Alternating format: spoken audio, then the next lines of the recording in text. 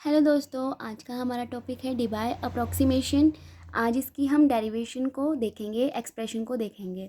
तो आपको क्वेश्चन कैसे आता है कि obtain expression for heat capacity of lattice at low and high temperature और derive T3 law of lattice specific heat at low temperature.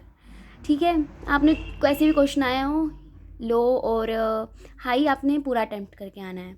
तो सबसे पहले स्टेप नंबर 1 देखेंगे। In Debye approximation the velocity of sound is constant in each vibration.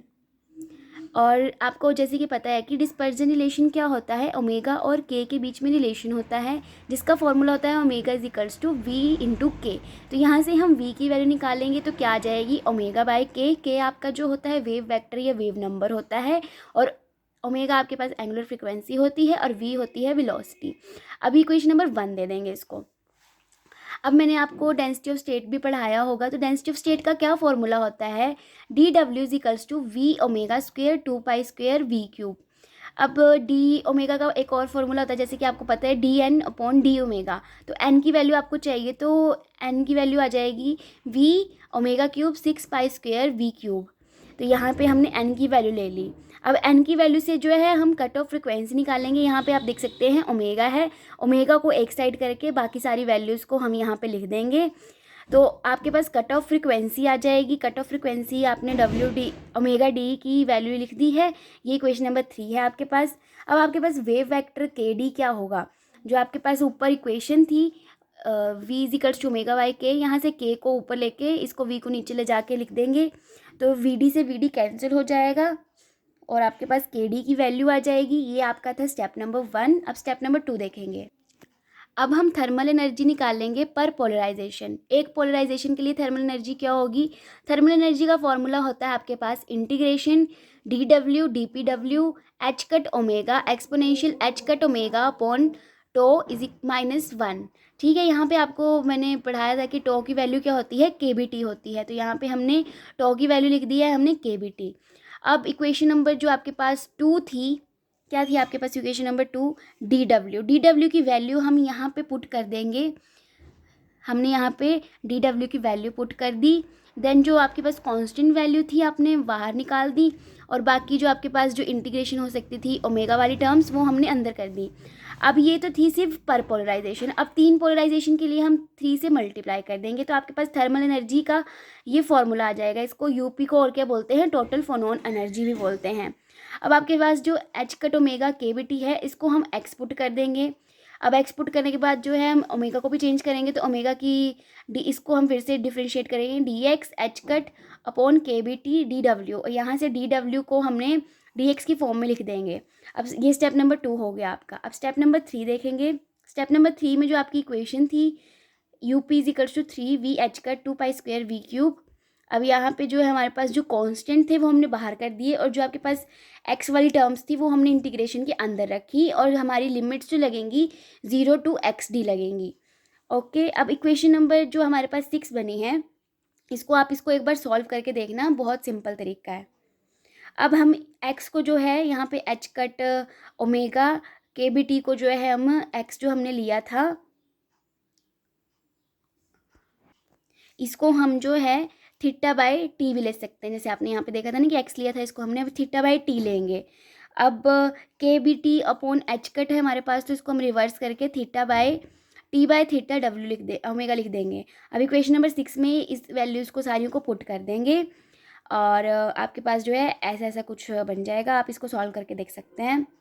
अब जो आपके पास ये omega D cube की वैल्यू है वो यहाँ पे हम पुट कर देंगे। जो आपके पास ओमेगा डी क्यूब बन रहा है आप देख सकते हैं यहाँ पे ये बन रहा है। यहाँ पे जो है इसकी value 6 pi square V D का cube N upon V put कर देंगे। तो आपके पास ये हमने पुट कर दी वैल्यू। तो हाँ, इसको थोड़ा सा काटने वाटने के बाद सॉल्व करने के बाद जो आपके पास इक्वेशन बनेगी वो बनेगी टोटल फोनोन एनर्जी बनेगी 9 K B T T by theta का होल क्यूब।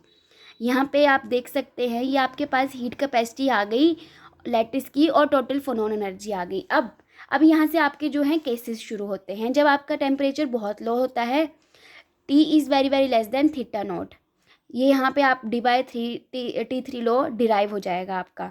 जो आपके पास अपर लिमिट थी इक्वेशन नंबर 7 में वो जो है हम इन्फिनिटी तक ले लेंगे, तो आपके पास जो है एक स्टैंडर्ड इंटीग्रल की वैल्यू होती है कि आपको ये याद ही करनी है कि एक्स क्यूब की ओवर ई एक्स माइनस 1 डी एक्स की वैल्यू होती है पाई की पावर 4/15। तो यहाँ पे जो है ये जो इंटीग्रल हमने वैल्यू लिखी है स्टैंडर्ड इंटीग्रल की, यहाँ पे पुट कर देंगे इक्वेशन नंबर 7 में।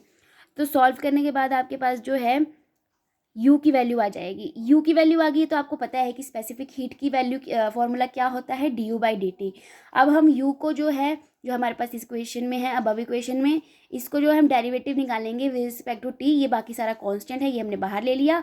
और t4 की हो जाएगी 4t³। 4 भी हमने जो है सॉल्व करके 4 × 3 12 कर दिया है। उसके बाद t/, ये सारा तो हमारे पास कांस्टेंट है, और t की पावर जो आप देख सकते हैं 3 है।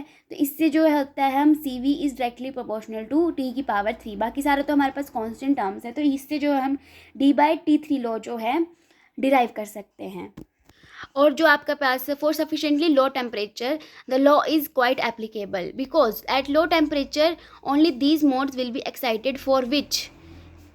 तो ये जो आपके पास T3 अप्रॉक्सीमेशन होती है, ये जो होल्ड करती है, बहुत अच्छा होल्ड करती है, किसके लिए, very small number of crystals के लिए। और उनके स्मॉल नंबर ऑफ क्रिस्टल्स के लिए जो होता है ये बहुत अच्छी रिजल्ट देती है। और θ/50 इक्वल्स टू T के बराबर जो है रिजल्ट्स देती है। अब केस नंबर 2 है आपके पास एट हाई टेम्परेचर। जब आपका टेम्परेचर हाई होगा, तो हाई टेम्परेचर पे जो है जो आपकी हीट कैपेसिटी होगी वो 3 N KB के बराबर आएगी। अब देखते कैसे आएगी। तो सबसे पहले जो आपके पास यहाँ पे इक्वेशन नंबर 7 में e की पावर x-1 था, इसको ही लेंगे। इसको जो है हम ऐसी फॉर्म में लिखेंगे। आपको पता है कि e की पावर x को हम कैसे लिख सकते हैं, 1 + x + x² 2 तो यहाँ पे जो है हम हाइयर जो ऑर्डर की है उनको हम नेग्लेक्ट कर देंगे, और 1 से 1 कैंसिल हो गए। हमारे पास अप्रॉक्सीमेट वैल्यू जो आ जाएगी e की पावर x की x आ जाएगी। अब इक्वेशन नंबर जो आपके पास 7 थी हमने वहाँ पे पुट कर दिया। अब पुट करने के बाद आप देख सकते हैं 9 NKBT T/θ का पावर क्यूब, और 0 to x d आपकी लिमिट थी। x³ एक x से x कट गया तो x² बन गया। अब क्या करेंगे, आपको पता था कि XD की वैल्यू क्या थी, θ/t। आपने कहाँ से देखी, ये इक्वेशन नंबर यहाँ पे, सॉरी, x की वैल्यू क्या थी, θ/t थी। तो यहाँ पे हमने XD की वैल्यू क्या लिख दी, θ/t। तो यहाँ पे हमने θ/t लिख दिया का होल क्यूब। यहाँ पे ये कैंसिल आउट हो गए एक दूसरे से, तो हमारे पास u की वैल्यू क्या आ गई, 3 NKBT। ये आपके पास u की वैल्यू आ गई एनर्जी की। अब स्पेसिफिक हीट आपको पता है कि du/dt होता है, तो हमारे पास जब हमने इसका डेरिवेटिव निकाला तो 3 NKB आ गई, जो हमने बताया था ऊपर की, जो इसकी जो आएगी लिमिट आएगी 3 NKB आएगी एट हाई टेम्परेचर। तो इससे पता लगता है कि at high temperature it approaches to classical limit, एक क्लासिकल लिमिट में पहुंच जाती। तो ये था आपका d/अप्रॉक्सीमेशन। इसको आप एक बार पूरा देख लो कि कैसे कैसे स्टेप्स हैं। यहाँ पे स्क्रीनशॉट ले सकते हैं आप।